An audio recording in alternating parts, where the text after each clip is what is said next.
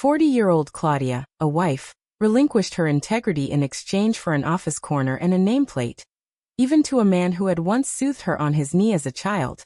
A man she used to call uncle, a confidant of her father. Felix was not merely her superior but also her dad's closest friend. Knowing her marital status and understanding the reverence her father held for him, he solicited a sacred trade for power.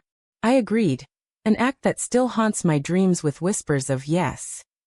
The promotion and accolades followed swiftly, yet in the mirror, I could not utter my name without struggling to breathe.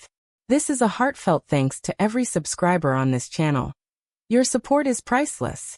And for all new and returning viewers who have yet to subscribe, please do so. The likes, comments, and subscribe button are what keeps this channel thriving. I eagerly anticipate reading your thoughts expressed below. Now let's delve further into the narrative. Felix possessed an uncanny ability to command a room without uttering a sound. His presence was such that it made junior employees stand a bit taller. With his silver hair, sharp suits, and a mind that defied aging, he built the company I worked for from scratch. People regarded him as nothing short of a living legend. To me, however, he was more than just a boss.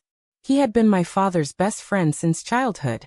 When my father passed away 7 years ago due to a stroke, it was Felix who delivered the eulogy. He held my mother's hand and consoled me by telling me I was strong. The same man, years later, began to observe me in meetings a bit too closely. At first, I thought it was all in my head.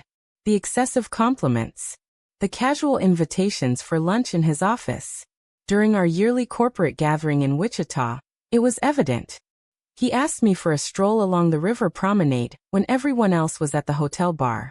It was past midnight. I had no incentive to accept, other than an inner longing to be recognized. And he acknowledged me. We discussed my future plans, marital issues, and burnout. I didn't realize how much I had disclosed until later. The following Monday, he summoned me into his office and shut the door. I recall his deliberate seating motion. "Claudia," he said, "you deserve better. I've witnessed your dedication here for 5 years," he added. Tears threatened to spill behind my eyes. I had yearned for someone to express that sentiment for so long. Then he leaned closer, placing his elbows on the desk. "The vice president position is up for grabs. I want you in that role. You're prepared." My heart leaped into my throat. Whispering softly, he said, "There are unspoken realities we both comprehend." I gazed at him as quietness pervaded, thick and smoky. "You understand what I imply," he continued. "You're not merely gifted, Claudia. You're extraordinary." He offered a slow, knowing smile. That evening, I sat in the driveway for nearly 20 minutes. The house lights inside flickered on. Bill was likely finishing his dinner, or watching local news as usual. Yet, I hesitated to start the car and enter. Felix hadn't explicitly stated it, but the implication was clear. The promotion was mine if I offered something beyond contractual requirements. I yearned to protest, to be enraged. Instead, I felt hollowed out. The offensive part wasn't his proposition. It was the allure of it. After 15 years of adhering to rules, I felt a glimmer of an escape from the shadows. My accomplishments had always fallen short. But tonight, I saw a path towards leaving the darkness behind. My silence had never sufficed. Yet now my body seemed meaningful. I stepped inside and planted a kiss on Bill's cheek. He smiled without meeting my gaze. "Dinner's in the oven," he remarked. I yearned to disclose everything, but I was aware that I could never articulate it in a manner that made sense. Our marriage had turned tranquil, not frosty, but exhausted. We cherished each other. Yet it had been a while since I felt cherished. Felix extended an invitation for a private dinner the coming Thursday. It wasn't on my schedule.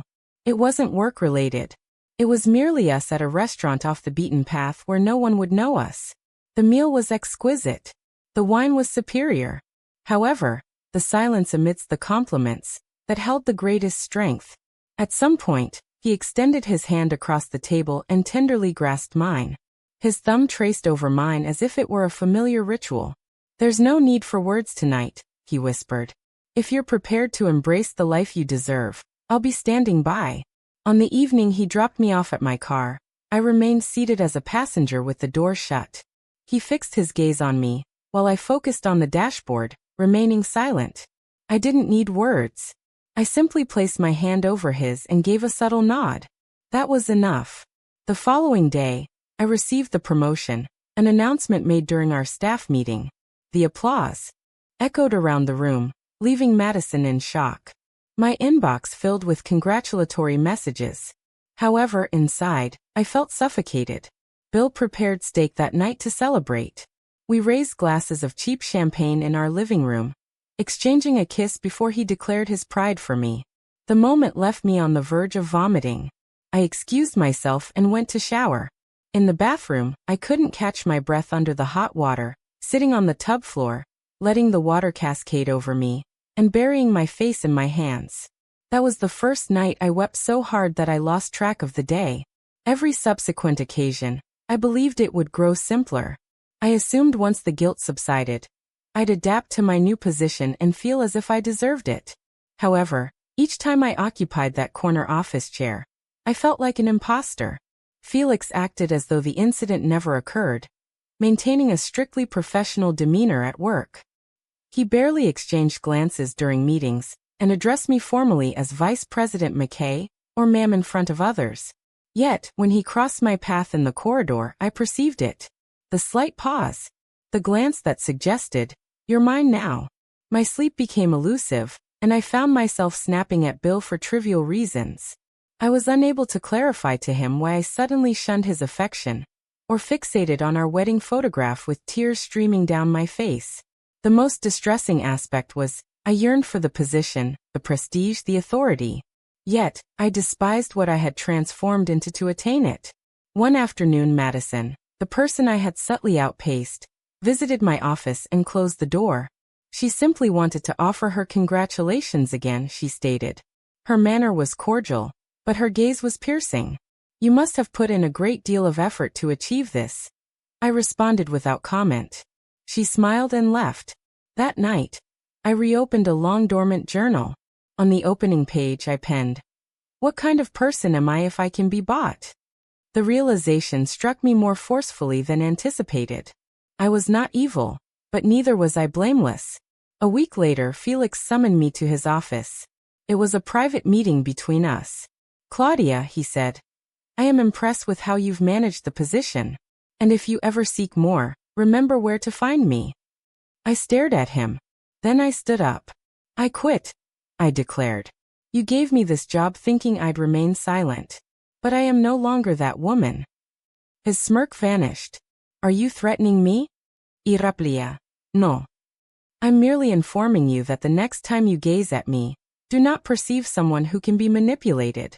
See someone who allowed herself to decay for your acceptance." Subsequently, I departed his office, maintaining my composure albeit my heart trembling. I did not resign from my position yet. Not at that moment. However, I anonymously reported his conduct to the board. I began therapy. I shared this with Bill, and it shattered him. We are still navigating through that tempest. I am uncertain about our future marriage. But I am certain of one thing. The mirror no longer startles me. That promotion exacted a cost I thought was unbearable. Yet it also compelled me to resurrect a part of myself I had buried for years ago. My name is Claudia McKay. I am not boasting about my actions. But I have stopped pretending I am the same woman who said yes in silence. Thank you for your attention and empathy. If this narrative stirred emotions within you or provoked introspection on choices, identity, and recovery, kindly share your thoughts below. I would appreciate your insights. Don't overlook liking, sharing, and subscribing to this channel. Your endorsement is invaluable to me, and it aids in the continuation of tales such as this. Farewell for now, remain resilient, sincere, and continue expressing your reality.